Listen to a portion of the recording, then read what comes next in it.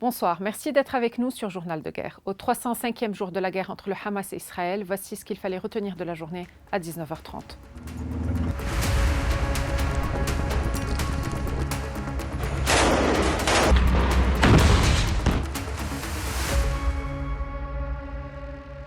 Israël a mené mardi matin un raid contre une maison dans la localité de Maïfadoun, dans le Qaza de Nabatiyeh, faisant s'y tuer qui seraient des membres du Hezbollah et plusieurs blessés. Avec cette frappe, Israël a élargi les localités ciblées au Liban Sud en visant pour la première fois Maïfadoun depuis le déclenchement de la guerre entre le Hezbollah et Israël le 8 octobre 2023.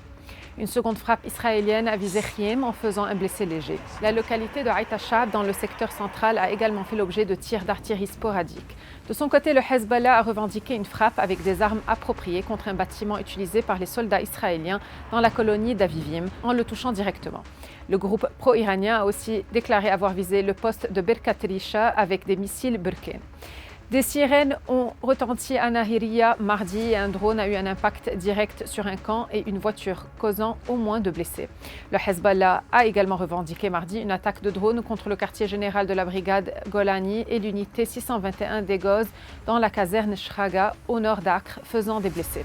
Par ailleurs, les avions de guerre israéliens ont franchi le mur du son à plusieurs reprises au-dessus de Beyrouth, de ses banlieues et du mont Liban, provoquant de très forts bangs soniques quelques minutes avant le discours de Hassan Nasrallah mardi après-midi. En outre, des avions de combat volant à basse altitude ont lâché des ballons thermiques. Simultanément au discours de Nasrallah, les échanges de tirs à la frontière sud se sont poursuivis. Des raids israéliens ont ciblé Yaroun, Kounin, Kferkela et Aït Ashab. La région de Naoura a aussi été prise pour cible par des bombardements d'artillerie alors que des bombes au phosphore ont été tirées sur Houla et Talloussa, provoquant des incendies. De son côté, le Hezbollah a revendiqué un bombardement d'artillerie ayant visé les environs de la caserne de Zarit, ainsi qu'une attaque sur un déploiement de soldats israéliens à Talit Karentina. On a signalé une salve de roquettes tirées à partir du Liban vers le nord du Golan. Pour sa part, l'armée israélienne a fait état de 20 missiles tirés vers le doigt de la Galilée à partir du Liban.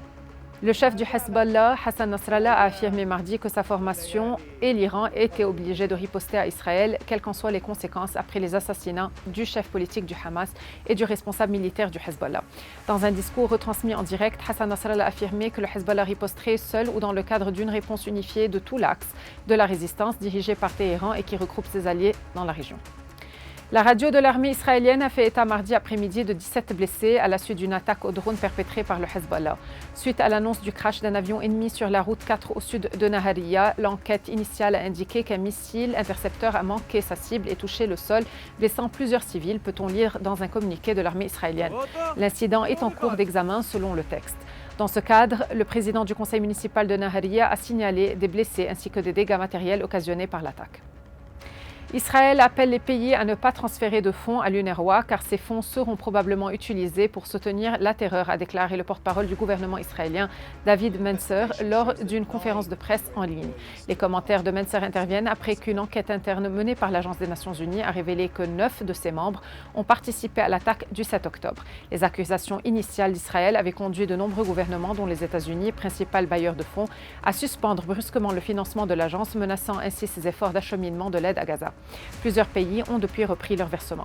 Le chef de la diplomatie américaine, Anthony Blinken, a exhorté tous les protagonistes des conflits au Proche-Orient à casser ce cycle de violence, notamment en scellant un cessez-le-feu dans la bande de Gaza entre Israël et le Hamas. Le bilan humain depuis le début de la guerre à 19h30 heure de Beyrouth. Du côté de Gaza, le ministère de la Santé a recensé près de 39 653 morts parmi les Palestiniens depuis le 7 octobre. Du côté israélien, approximativement 1200 morts sont officiellement recensés par l'État hébreu depuis le début du mois de novembre 2023. Un chiffre qui n'a toujours pas évolué selon les données officielles, malgré des annonces régulières de soldats tués dans les combats. Au moins 324 officiers ont été tués dans la bande de Gaza depuis le 27 octobre, début de l'opération militaire terrestre lancée en représailles à l'attaque du 7 octobre dans le sud d'Israël. Merci de nous avoir suivis sur Ici Beyrouth. On se retrouve demain pour un autre résumé de la situation. Vous pouvez suivre toute l'actualité concernant cette guerre sur notre site web www.icibeyrouth.com sous la rubrique Guerre Israël-Hamas ainsi que sur tous nos réseaux sociaux.